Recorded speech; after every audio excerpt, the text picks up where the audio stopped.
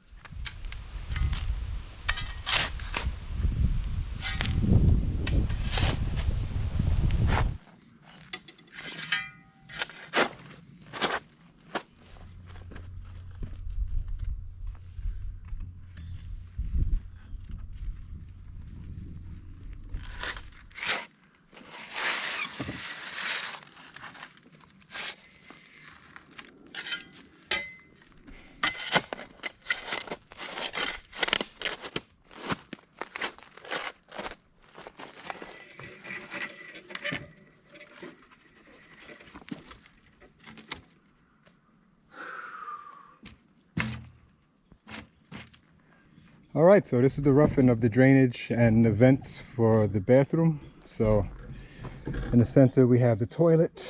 To the left, this is the P-trap for the tub, so that is going to be somewhat exposed. I'm going to box it out to glue it in its final position, and I have to get connection to the vent for the tub, so that is going to be left alone. I almost was going to backfill it and pour it and just leave it stubbed up, but I would have had a problem getting the connection from the trap line to behind the tub for that vertical piece, the vent, where you pretty much let the water out. So I'm going to go ahead and box that out with, first I'm going to put sand around all the pipes, and then definitely around that trap so I can dig it up later, and I'm going to box that out with styrofoam so I can get to it after the pour.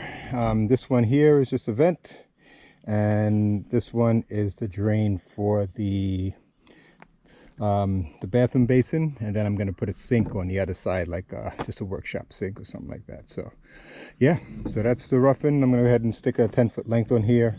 Bottom it is 2x4 is going to be top of the 4-inch pipe, and yeah, that should be pretty much it.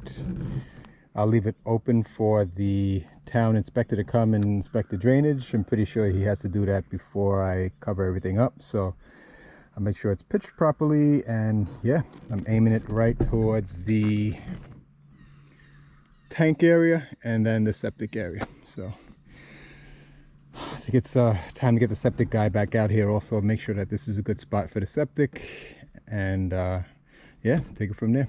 All right, so I went to the town office today and thought I was just going to get an open ground inspection for my drains and vents, but it turns out that I need to pressurize the lines and have them hold 15 pounds for 15 minutes. So I had a cap there. I need to extend a piece here, which I just did. I have a cap for here. I'm just going to pop that on a 2-inch vent. So I picked up this gauge as well, and pretty much from the plumbing supply, and it has a valve here that you connect the hose to, for similar to when you're filling up a tire. And wow, this maxes out at 15, so I'll max it out at 15. A couple of nipples and different adapters to get it to connect to an 1.5-inch pipe. And yeah, and I have this one capped off as well. So last thing I have to get, of course, there's always one thing you forget, and that's another cap for the 4-inch. So I'm gonna go and get that now, and that should be it as far as what's needed to complete this seal. And yeah, I have this one. I'll just pop that one on and then pump it up and see how it goes.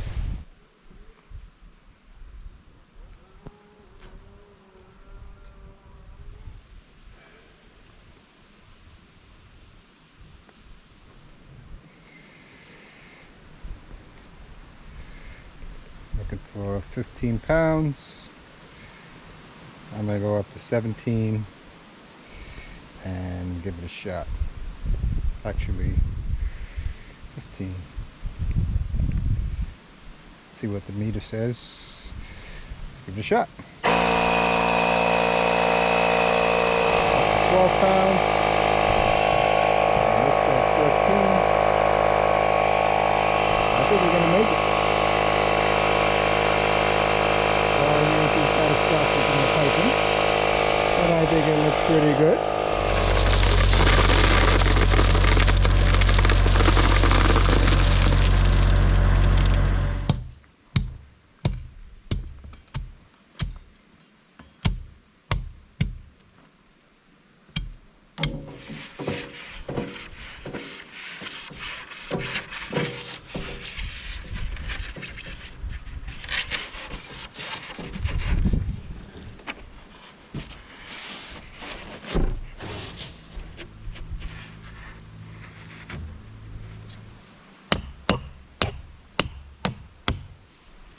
All right, so here it is, finished product. 51 feet by 30 feet deep.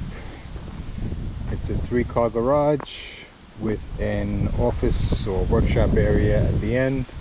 Yeah, so this is pretty much everything is all foamed out. Had a lot of wind last night, but nothing flew away until this morning, actually, when I was working. So, but I'm gonna put a couple more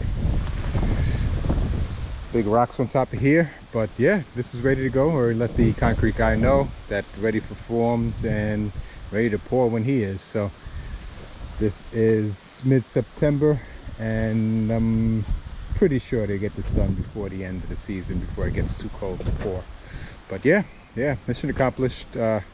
Definitely a task that took more work than anticipated. A lot of the leveling off of everything on my hands and knees was more of the back-breaking work per se, but not so much the work, but just the weather. Right now, even right now, it's like upper 70s. It's not too bad to work in, but anything 85 and above, believe it or not, Maine gets that hot.